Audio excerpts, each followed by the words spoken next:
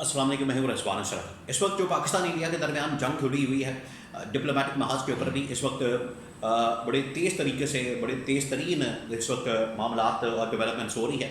और उसमें मुख्तलिफ ममालिक जो पाकिस्तान के दुश्मन ममालिक हैं वो एक हो चुके हैं, जिसमें अमेरिका शामिल है, इसराइल शामिल है, इंडिया शामिल है। ये इनका एक इत्तेहाद बन चुका है और पाकिस्तान की जानिब पाकिस्तान की जो सपोर्ट कर रहे हैं वो चीन कर रहा है, तुर्की कर रहा है और इस तरह के कुछ ममालिक पाकिस्तान की सपोर्ट करें जो पाकिस्तान के साथ खड़े हैं।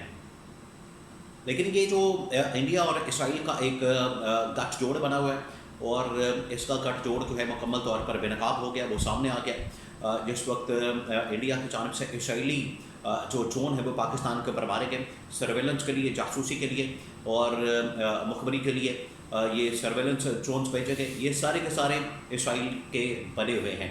एक तो ये कि ये इसराइल के ड्रोन है, दूसरा ये कि इसराइल इनको पीछे से ऑपरेट कर रहा है और ये बिल्कुल उसी तरीके से ऑपरेट किया जा रहा है जिस तरह से इसराइल वहाँ पर फ़लस्तीन के अंदर, गज़ा के अंदर ऑपरेट करता है। तो ये इस वक्त जो जंग खुली हुई है इसमें अब पाकिस्तान के अंदर मुसलसल मुलाकातें हो रही हैं और पाकिस्तान के फोर्सेस इस वक्त बिल्कुल रेडी हैं, तैयार हैं। ग्रीन सिग्नल उनको मिल गया है।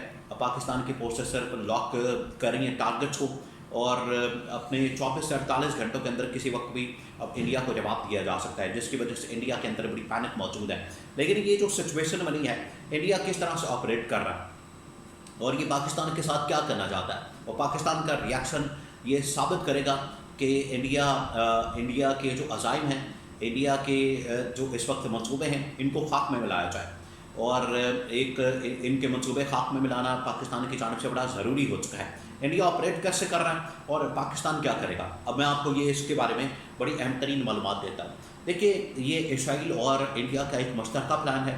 ये मिलकर पाकिस्तान के ऊपर हमलावर हैं, ये मिलकर पाकिस्तान के ऊपर हमला कर रहे हैं, चढ़ाई कर रहे हैं, इसमें कोई शक नहीं है। ये जो Israel technology, Israel drone, Israel पीछे बैठ कर ऑपरेट कर रहे हैं जिसके अंदर फ्रांस भी शामिल है, फ्रांस के तैयारे, और इसके अंदर रूस और जिसके अंदर ये बाकी ममालिक, ये इंडिया को मुकम्मल तौर पर पुश्त बनाई दे रहे हैं, मुकम्मल उसकी सपोर्ट करें, जिसकी वजह से इंडिया इतने हमले कर रहा है पाकिस्तान के ऊपर, जिसमें एक अभी तक हमला किया गया है। ये जो ड्रोन वाला हमला, ये सर्वेलेंस का हमला था। सर्वेलेंस के मकसद के लिए इन्होंने ये ड्रोन भेजे थे पाकिस्तान के अंदर, लेकिन उसमें भी नाकामी हुई। लेकिन पाकिस्तान के अंदर ये जो इस वक्त पाकिस्तान के खिलाफ महाज खोला गया है, इंडिया और इसराइल दोनों मिलकर, असल में तो इसराइल इंडिया को ये समझा रहा है, यही बता रहा है, इनकी जानिब से ये कहा जा रहा है कि जिस तरीके से इसराइल फ़लस्तीन के अंदर हमले करता है, फ़लस्तीन के ऊपर चढ़ाई करता है, बिल्कुल उसी तरीके से इंडिया भी अब काम करे, इंडिया भी ऑपरेट करे।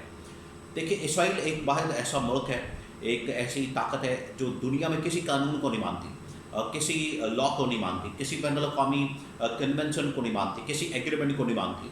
अपनी मर्ज़ी से जो उनके दिल में आता है वो करते हैं, हमला करते हैं, चढ़ाई करते थे और अटैक कर देते हैं, मिसाइल मारते हैं, ड्रोन मारते हैं, पता नहीं क्या कुछ करते हैं। जहाँ उनका दिल करता है वहाँ पर वो हमला कर देते हैं।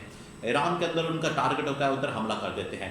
किसी और मुल्क के अंदर उनका टारगेट होता है, उधर हमला कर देते हैं। तो इसराइल कोई इस चीज़ का लिहाज नहीं करता कि किस मुल्क के ऊपर हमला करना है, कहाँ करना है। वो सिर्फ अपने दुश्मन को टारगेट करता है, लॉक करता है, वहाँ पर हमला कर देता है। बिल्कुल उसी तरीके से अब इंडिया को ये हल्लाशेरी दी गई है। इसराइल और इसके अंदर अमेरिका की बहुत सारी अमेरिका की ताकतें मौजूद हैं।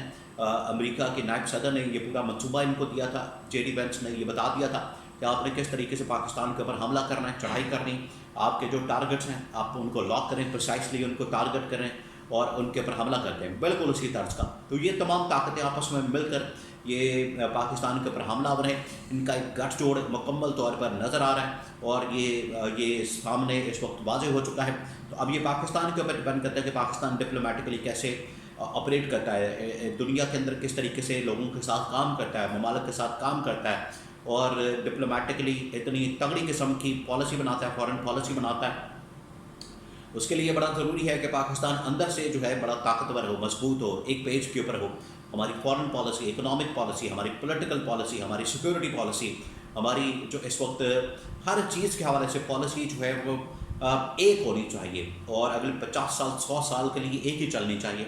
उसके ऊपर कॉम्प्रोमाइज़ नहीं होना चाहिए, वो चेंज नहीं होनी चाहिए 2 साल बाद, 1 साल बाद, 2 साल बाद, ये नहीं होना चाहिए। अब हमें इन चीज़ों के ऊपर काम करना पड़ेगा। اب انڈیا اور اسرائیل مل کر پاکستان کے اوپر حملہ آور ہیں. اس کے پیچھے مقصد یہ ہے کہ وہ پاکستان کو اپنا دشمن سمجھتے ہیں. اب پاکستان کی فورسز کیا کر رہی ہیں, اور ترکی, چین, عرب ممالک اور اسلامی ممالک کی جانب سے یہ پاکستان کو کس قسم کی سپورٹ مل سکتی ہے. دیکھیے, ایک تو اسلامی ممالک مکمل طور پر اس ناکام ہے. کوئی پاکستان کو سپورٹ نہیں کر رہا, کوئی پاکستان کی حمایت نہیں کر رہا, کوئی اسلامی ملک پاکستان کی حمایت میں نہیں کھڑا.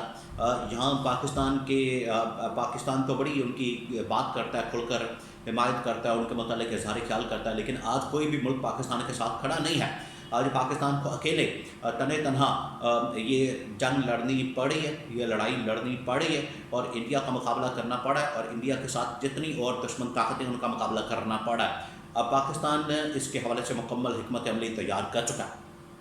اگلے 24 سے 48 گھنٹے کے اندر کسی وقت بھی پاکستان کی جانب سے اب حملہ کیا جائے گا, اور یہ حملہ جو ہے اب دونوں کو جواب دیا جائے گا, کیونکہ اب انڈیا کے اوپر جو حملہ ہوگا وہ ایک قسم کا اسرائیل کے اوپر حملہ ہوگا.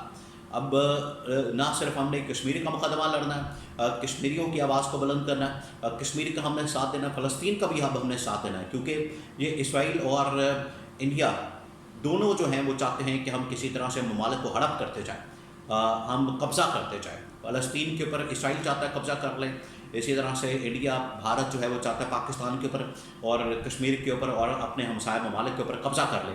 تو یہ پاکستان کی ذمہ داری, پاکستان کے اوپر یہ بہت بڑی ذمہ داری پڑ گئی ہے کہ وہ اب انڈیا کو جواب دے. اگلے 24 سے 48 گھنٹے کے اندر اب جواب تو ملنا ہے, جواب آئے گا, اس کے بغیر یہ گزارا نہیں ہونا.